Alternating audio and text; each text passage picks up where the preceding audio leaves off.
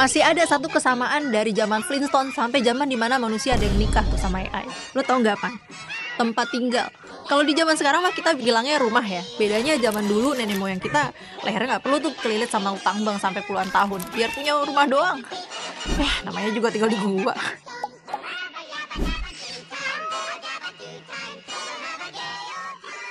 Di SD dulu kita belajar tentang 3 kebutuhan dasar manusia. Apa coba sebutin?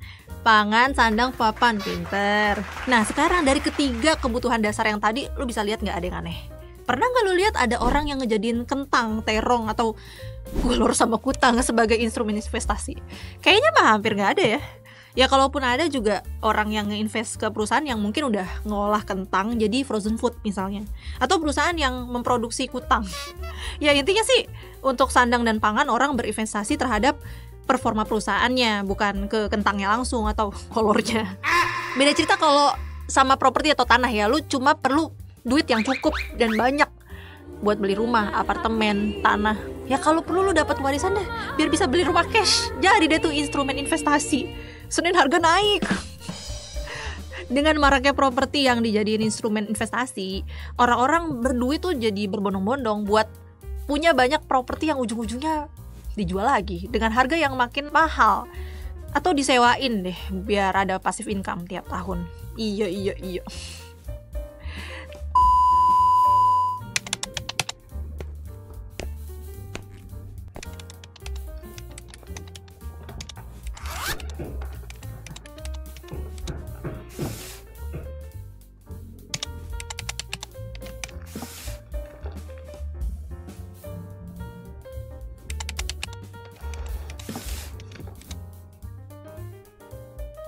Lo mau jualan apa gimana sih? Banyak banget bawaan lo. Oh, gua mau lembur. Oh.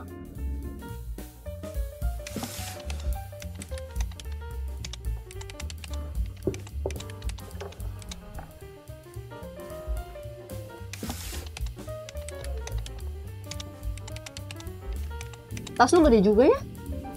Muat banyak gitu. Gue curiga, jangan-jangan ada anak intern lagi di sana. Hah? Apa? Workers bug. Aduh gede banget. Tapi hal kayak gini tuh yang bikin kita yang duitnya mediocre ditambah sandwich generation pula. Jadi makin susah deh buat punya rumah. Ya gimana enggak? Ada tanah murah dikit langsung diborong sama developer.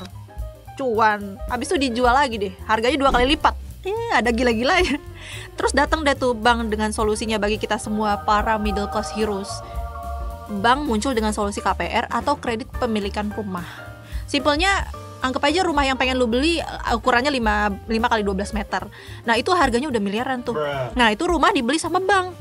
Terus dalam jangka waktu tertentu lu harus ngelunasin utang. Ngelunasin duit yang lu pinjem sama bank tadi. Solusinya menarik ya.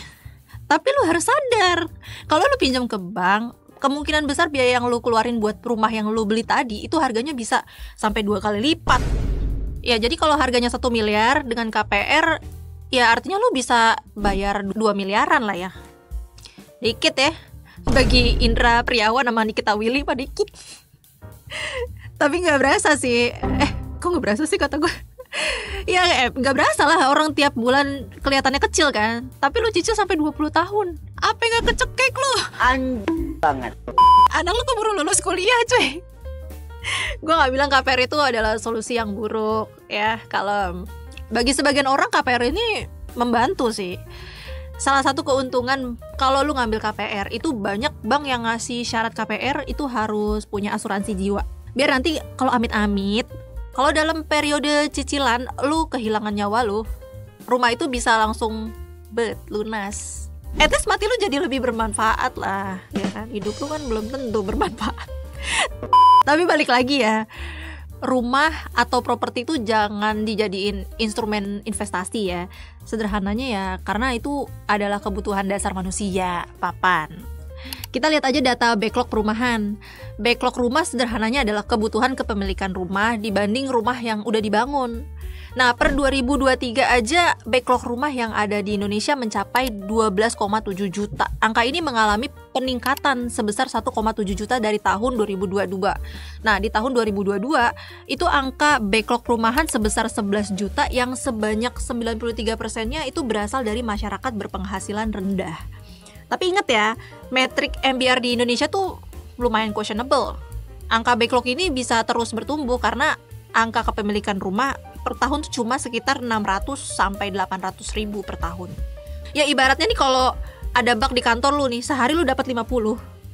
Yang bisa lu kelarin cuma 2 atau 3. Ya, gimana? Gak bisa habis lah ya. Ya makanya yang paling mengkhawatirkan ketika backlog ini terus membengkak adalah properti bubble. Sederhananya ini tuh kayak harga properti yang naik gak ngotak karena banyak dijadiin instrumen investasi atau spekulasi. Sampai harganya makin gak masuk di akal ya. Jadi orang gak sanggup beli deh. Dari mana duitnya? Begitu orang makin gak bisa beli ya harganya jadi langsung anjlok kan. Banyak yang rugi besar. Contohnya udah pernah kejadian tuh di Amerika pas 2008 lalu. Nah sekarang pertanyaan, apakah Indonesia bakal ngebletus nih gelembungnya? Jawabannya enggak, lebih tepatnya belum ya. Seburuk-buruknya kondisi kita sekarang, harga yang gak ngotak saat ini tuh paling masih berkisar di area Jabodetabek aja ya, paling tambah Surabaya lah ya. Sisanya tuh masih relatif attainable, meskipun gak affordable juga ya. Nah sekarang kita cek datanya nih. Dari The Jakarta Post, kepemilikan rumah tuh di Indonesia makin lama makin turun sejak tahun 99. Gara-gara harganya makin lama makin naik. Lo bisa sendiri data dari Algo Research yang ini nih, yang menunjukkan seberapa mahalnya properti di Jakarta. Ya kalau dilihat-lihat berdasarkan lokasinya sih udah pasti ya di daerah Jaksel sama Jakpus tuh. Aksesnya kan deket ya kemana-mana ya. Terus kalau kita lihat berdasarkan luasan tanahnya ya kayak gini. Nah itu baru data dari apartemen aja, belum rumah tapak. Jadi gimana? Mau ngambil rumah KPR apa cash? Ya terserah lu sih. Yang penting kalau lu mau beli properti buat dijadiin investasi, lu mending mikir-mikir lagi aja deh. Ntar kalau bubble-nya meletus, ntar lu boncos dah, kelar lu.